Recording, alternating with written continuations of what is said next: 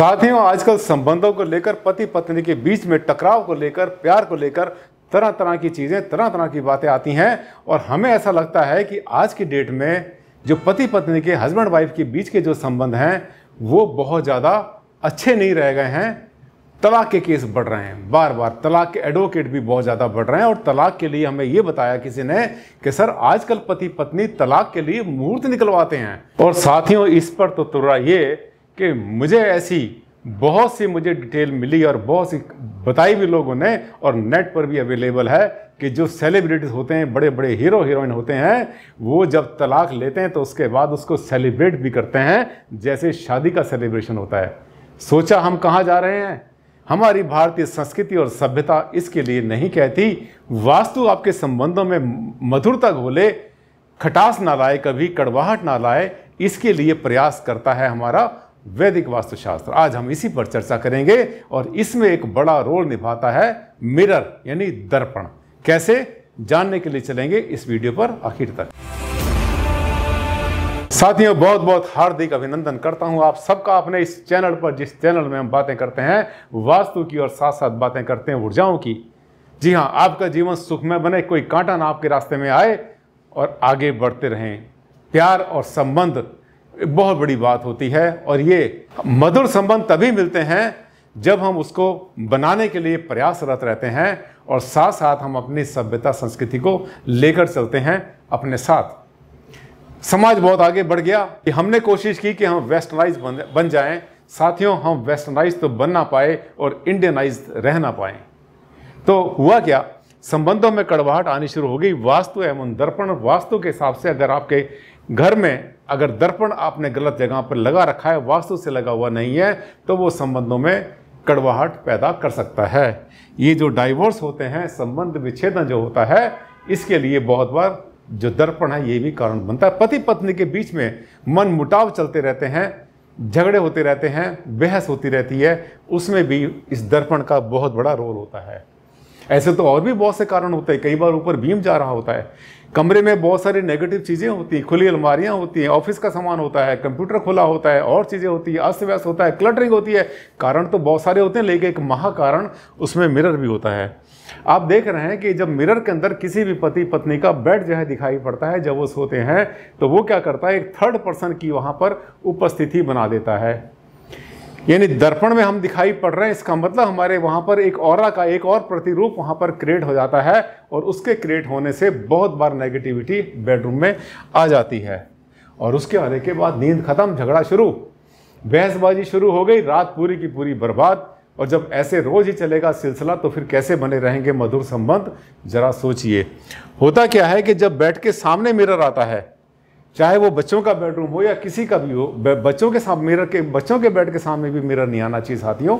वहाँ भी वो नेगेटिविटी पैदा करता है, क्योंकि वहाँ पर भी ऑरा को डबल करता है, अपने जैसे प्रतिरूप को सामने निकाल के खड़ा करता है। जब रात में हम उठते हैं तो एक छाया सी चलती हुई दिखाई पड़ती है और कई बार तो बच्चे डर भी जाते हैं अगर मिरर बेड के सामने हो तो।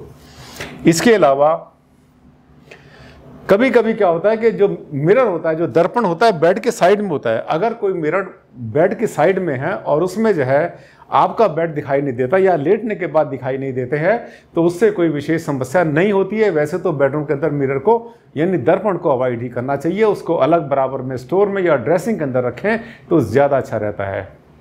आपको याद है पुराने टाइम में जब लड़कियों की शादी होती थी, शादी होने से कुछ दिन पहले वो क्या करती थी, बहुत सारा सामान अपनी शादी की तैयारी करते थे, जिसमें केसमेंट की चादरें काटती थी, उसमें फूल बनाया करते, डिजाइन बनाया करते थे। साथ साथ क्रोशिया से वाइट धागे के साथ एक कपड़ा बुनते थे जो कि उनकी शादी की जो ड्रेसिंग टेबल है उसके साथ आता था। और वो लड़कियां, वो लेडी जो है शादी के बाद उस ड्रेसिंग टेबल के ऊपर हमेशा वो कपड़ा डाल के रखा करती थी।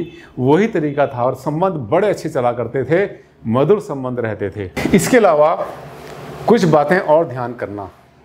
आजकल जो है एक समस्या होती है कि टीवी के साथ, टीवी हमारे बेडरूम में हमारे बेड के सामने पड़ता है, तो आपके पास अगर एलईडी है या एलसीडी आपके पास में है या आपके पास में कोई ऐसा टीवी है जिसके अंदर के हैवी मशीन नहीं चलती, बहुत ज़्यादा हीट जनरेट नहीं होती और बाहर की जो सरफेस है उसकी जो स्क्रीन है वो चमकने वाली नहीं है, तो ऐसे केस के अंदर जो है कोई ऐसी संभावना नहीं होती कि जिससे पति पत्नी के बीच में मिरर वाला असर आकर के कोई संबंध खराब हो। और दूसरी बात यह है कि पुराने टाइम में जो है ये जो टीवी होता था ये बॉक्स टाइप होता था और इसकी जो स्क्रीन थी वो चमका करती थी, तो बेड के सामने आती थी। बहुत सारे इतिहास में, बहुत सारी चीज़ों में, बहुत सारे पन्नों में, और आपको नेट पर भी मिल जाएगा कि बेड के सामने टीवी नहीं होना चाहिए। ऐसा नहीं है।